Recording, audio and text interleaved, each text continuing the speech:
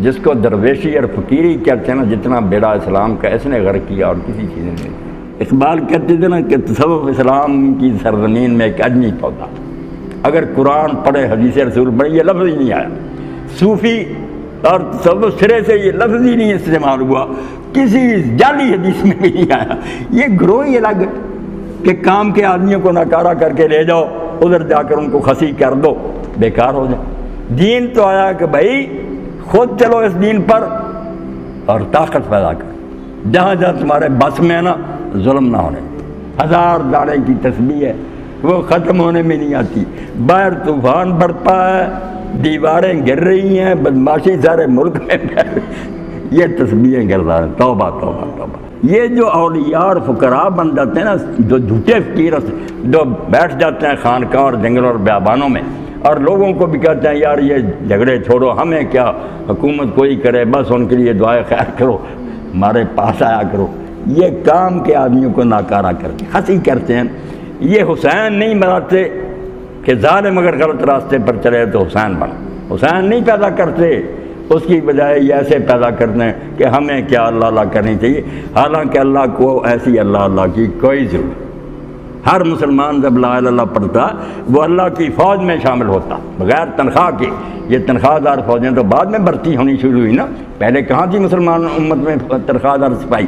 کوئی نہیں تھا، ہر ایک کا گھوڑا ہوتا تھا، تلوار ہوتی تھی، نیزہ ہوتا تھا، جب آواز آتی تھی امیر المومنین کی طرف سے نکلو، ہر آدمی گھوڑے پر سوار ہو کر چل پڑتا تھا۔ دین کے لیے نقصان دہ اور مضر جو بات ہے وہ رہبانیت، اور اسی لیے یہ ظالم حکمران جو ہے نا یہ پشت پناہ ہوتے ہیں ان درویشوں کے، بہت عرس مناتے ہیں، وہاں جا کر چادریں چڑھاتے ہیں، ٹی وی پر اس کو پروجیکٹ کرتے ہیں۔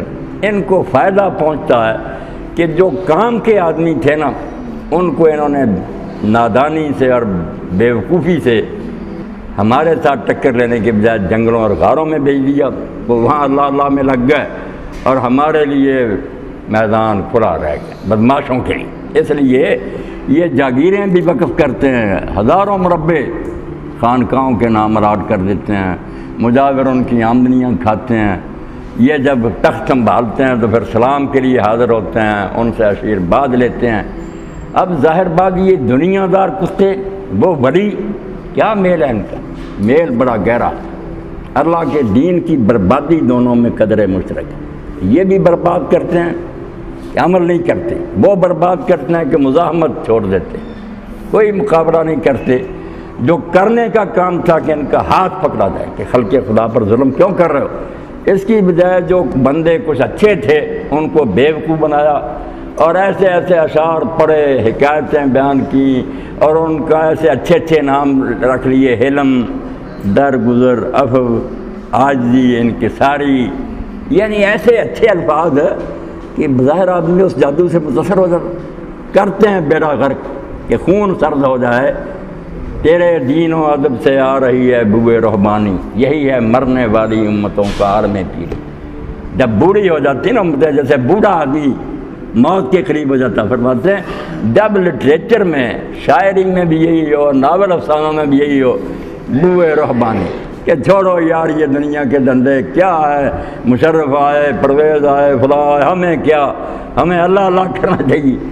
یہ بہت ظالم لوگ، یقین جانے رہبانیت جتنی دین کی دشمن ہے نا اور کوئی چیز نہیں، دنیا تک ترک کراتے۔ بھائی دنیا میں جو انسان نے بھیجا، یہ دنیا بری ہوتی ہے، اس میں کیوں بھیج اور خلیفہ بنایا اس کو؟ فرمایا قیدی نہیں، مجرم نہیں۔ آپ دیکھتے ہیں ذرا سا کانٹا بدلنے سے مذہبوں کا نقطہ نگاہ ہی بدل گیا، کیونکہ انجیل میں یہود نصارہ نے یہ پڑھا کہ آدم علیہ السلام نے اللہ تعالیٰ کا حکم توڑا، نافرمانی کی، درخت کا پھل کھایا، اللہ نے کہا یہاں سے نکل جاؤ، وہ مجرم بنا کر اتارے گئے۔ آدم علیہ السلام کہیں سرادیم میں اتارے گئے، حوا جدہ میں اتاری گئی، کئی سو سال روتے رہے، پھر بڑی مشکل سے توبہ قبول ہوئی۔ اب جن لوگوں کے ذہن میں یہ آ گیا کہ انسان اس زمین میں قیدی ہو کر آیا، مجرم ہو کر اتارا گیا، جرم کی سزا کے طور پر وہ کیوں اس جیل میں رہنا چاہیں؟ وہ تو یہی سمجھیں گے فوراً اس سے نکلنا چاہیے، خودکشی کریں یا کم سے کم جنگلوں میں چلے جائیں۔ یہ تو دنیا ہمارے لیے جیل خانہ، آدم بطور مجرم کے یہاں آیا، یہ ساری کہانی جھوٹی، قرآن اس کا دشمن ہے، خلاف ہے، مگر بدقسمتی کہ ہمارے ذہنوں میں بھی یہی سما گیا۔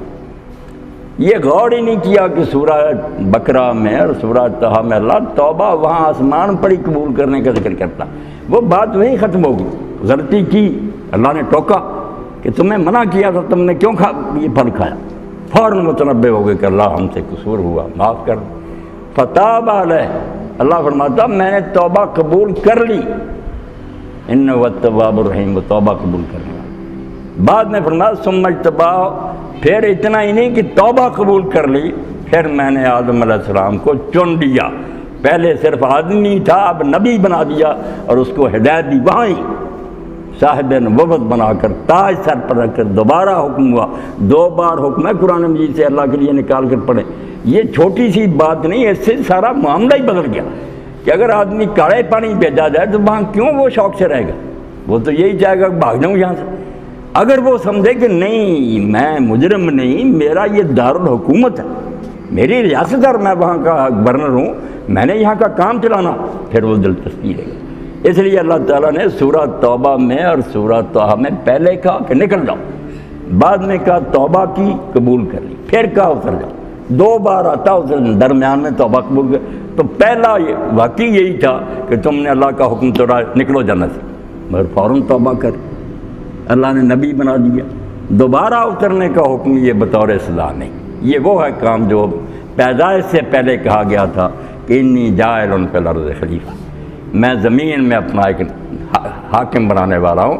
اپنے اصل منصب پر آئے، اپنی سیٹ آ کر سنبھالے، وہ کام غلطی والا وہیں رخصت ہو گیا۔ جب یہ بات ذہن سے نکل گئی اور دنیا کو ایک نفرت کی چیز سمجھا کہ نہیں یہ مردار اور اس کے طالب کتے ہیں، اور دنیا سے مراد لے لیا یہی مال دولت بیٹے اولاد، تو نفرت کرنے لگے۔ زیادہ نے تو یہی کمال سمجھا کہ کمارے رہنا چاہیے، تبتل جایا نا کہ بالکل شادی نہیں کرنی چاہیے، اس جھنجھٹ میں پڑنا نہیں چاہیے۔ اس کو ولایت کا، اللہ کی محبت کا کمال سمجھا گیا کہ سب سے اعلیٰ تو وہ ہے جو شادی نہ کرے۔ اب اس میں یار پر پرکھیں تو سب سے زیادہ فیل تو معذلہ رسول اللہ ہوں گے جن کی 11 بیویاں تھیں۔ نبی کریم صلی اللہ علیہ وسلم بھی ولی نہیں رہیں گے۔ اگر یہی بات ہے کہ یہی ہے لنگوٹ بند رہنا کمال ہے، رسول اللہ تو فیل ہیں پھر۔ اور اسی لیے ابن عباس رضی اللہ عنہ فرماتے تھے شادیاں کرو، جو اس کائنات کا سب سے بہتر آدمی تھا اس کی سب سے زیادہ بیویاں تھیں، اللہ کے رسول علیہ السلام کی بیویاں۔ اس لیے اس کو جہنم نہ سمجھو کہ دنیا دوزخ ہے جہاں تمہیں بھیج دیا گیا، یہ مصیبت خانہ نہیں، یہ تمہاری حکومت کی جگہ ہے کہ جہاں حکومت چلا کر دکھاؤ۔ اللہ نے پہلے چھوٹا سا علاقہ دیا کہ زمین پر چلا کر مجھے انتظام کر کے دکھاؤ، اگر یہاں تم اچھے اور قابل منتظم ثابت ہوئے پھر ملک لا یبلا، جنت کی ہمیشہ کی حکومت دوں گا، پھر وہاں کے گورنر مقرر ہو گئے۔ اور اگر دنیا ہی نہیں چلا سکے صحیح، یہاں ہی تم نے بدتمیزی اور بدماشی پھیلا دی۔ اور وہ بات جو علامہ اقبال رحمۃ اللہ نے طیارہ ایک نظم لکھی ہے، پرندہ بیٹھا ہوا تھا ٹہنی پر تو انسان غرور سے کہہ رہا تھا میں نے یہ کر دیا، میں نے یہ کر دیا۔ کر تو واقعی بہت دیا ہے نا کہ آسمانوں پر رہا اور سب کچھ مادی ترقی تو کی ہے جو باتیں ہو رہی تھی، مگر چونکہ دوسری طرف انسانیت نے ترقی نہیں کی، جانوروں والے اوصاف میں تو بڑھ گیا کہ وہ اڑتے تھے ان سے زیادہ رفتار سے اڑنے لگا، وہ سمندر کی سطح پر تیرتے تھے، اس نے بھی جہاز بنا لیے، یعنی ان سے مادیت میں بڑھ گیا مگر جو شرافت اور انسانیت تھی اس میں رہ گیا۔ تو جب یہ باتیں کر رہا تھا اور کہتا میں اب آسمان کی طرف جانے لگا ہوں، تو علامہ اقبال کہتے ہیں اس نے کھجایا اپنے پر کو اور یہ کہا پرندے نے رٹ گیا، طنز چوٹ کی تو کارے ضمیرہ نکو ساختی کہ باسمانی پردہ، تو نے زمین کا کام خوب چلا لیا ہے، اس لیے اب ٹھیک ہے شاباش، اب آسمان کی طرف رخ کر لی، زمین ٹھیک آباد کر لی، ساری زمین پر بم پڑ رہے ہیں، خون بہہ رہا ہے، انسان مر رہے ہیں، ڈاکے پڑ رہے ہیں، بدماشیاں ہو رہی ہیں، زمین کا انتظام کر نہیں سکا، اب چاند کی طرف چل پڑا۔ تو یہ رہبانیت جو ہے نا، اس کو عام لوگ سمجھتے ہیں کہ یار یہ تو بڑی نیکی، وہ اتنے 1000 مرتبہ اللہ کرتا ہے، خانقاہ میں بیٹھا ہوا ہے، تسبیحیں کرتا، سمجھتے نہیں کہ شیطان کا ایجنٹ ہے، یہ وہ کام کر رہا جو نہیں کرنا چاہیے تھا۔ کرنا تو چاہیے تھا کہ ملک کی باغ ڈور سنبھالتے، خلق خدا کو فائدہ پہنچاتے، اور جہاں جہاں ظلم ہوتا وہاں اس ظلم کو روکنے کی کوشش۔ اس لیے آپ دیکھتے ہیں اللہ نے فرمایا جو ایمان والے ہیں اور جو نیک کام کرنے والے ان سے اللہ کا وعدہ جنت تو الگ ہے ہی نا. فرمایا لَيَسْتَخْلِفَنَّهُمْ فِي الْأَرْضِ، زمین کی حکومت دوں گا. حکومت کے نام بیان ہوئی کہ یہ کوئی بری بات نہیں ہے اللہ والوں کو حکومت. فرمایا نہیں، تخت و تاج انعام ہے، حکومت ملے گی، یہ اللہ انعام دے گا ان لوگوں کو جو ایمان لائیں گے اور نیک کام کریں گے. پہلے یہ بن کر دکھا دو، دنیا کا راج تمہارا ہی ہوگا، ساری دنیا پر تم ہی غالب ہو گئے. اور فرمایا اسی طرح پہلی امتوں کو بھی میں حکومت دیتا رہوں، اور دین جو اللہ کو پسند وہ اسی طرح ہی زمین میں نافذ ہوگا. اگر اقتدار ہی طاقت ہی نہیں آ سکتی، قرآن میں لکھا رہ جائے گا ہم جو کام ہے نا جس کی اجازت کفر دے گا، ہمیں کارنر کر دے گا کہ وضو نماز کرنا چاہتے ہو کر لو ٹھیک ہے، مگر جب ہم مطالبہ کریں گے کہ نہیں رشوت نہیں ہونی چاہیے، زنا رکنا چاہیے، پر جو کہ آرام کرو، جیلوں میں بند کر دیں گے. تو اللہ فرماتا دین تو قائم ہی تب ہوگا جب حکومت ہاتھ میں ہوگی. مگر رہبانیت جو ہے ترک دنیا، جب اس کو خوبی سمجھ لیا گیا پھر بیوی بچے چھوٹ گئے، کمانا چھوٹ گیا. اور یہ بھی نہیں پھر کمانا چھوڑا نہیں، دوسروں کے دست نہیں کمائیں دوسرے، یہ پھر فتووں اور نذرانوں کے نام پر ان سے لے کر کھائیں، محتاج بندوں کے. اور نام رکھ لیا کہ ہماری خدمت کرتے ہیں، مرید. خدمت کیا؟ ڈاکو ہو تم، مانگتے ہو. وہ دوسری طرح مانگتے ہیں، چوریاں کرتے ہیں، تم اس طرح لوٹ رہے. اللہ نے ہاتھ پاؤں دیے تھے، کیوں محنت نہیں کرتے؟ رسول کریم علیہ السلام نے اسی لیے جس طرح یہ فسق و فجور کے خلاف جنگ لڑی ہے، بدکاری نہیں ہونی چاہیے، اسی طرح اس رہبانیت کے خلاف جنگ لڑی ہے. جس نے پوچھا کہ حضور میں کنوارا رہنا چاہتا ہوں، نہا عن التبتل، فرمایا نہیں میں کنوارا رہنے کی اجازت نہیں ہے. کسی نے پوچھا حضور میں زنا کے ڈر سے خسی ہونا چاہتا ہوں، فرمایا نہیں میں رہبانیت دے کر نہیں بھیجا، بلکہ اس عمل کو، نکاح کو اللہ کے رسول علیہ السلام نے بجائے دنیا داری کی فرمایا اذا تزوج العبد فقد استکمل نصف الدین. جب شادی ہوتی ہے کسی بچے بچی کی، اس کا آدھا دین مکمل ہو جاتا ہے، باقی آدھے کی فکر کرے، آدھا دین.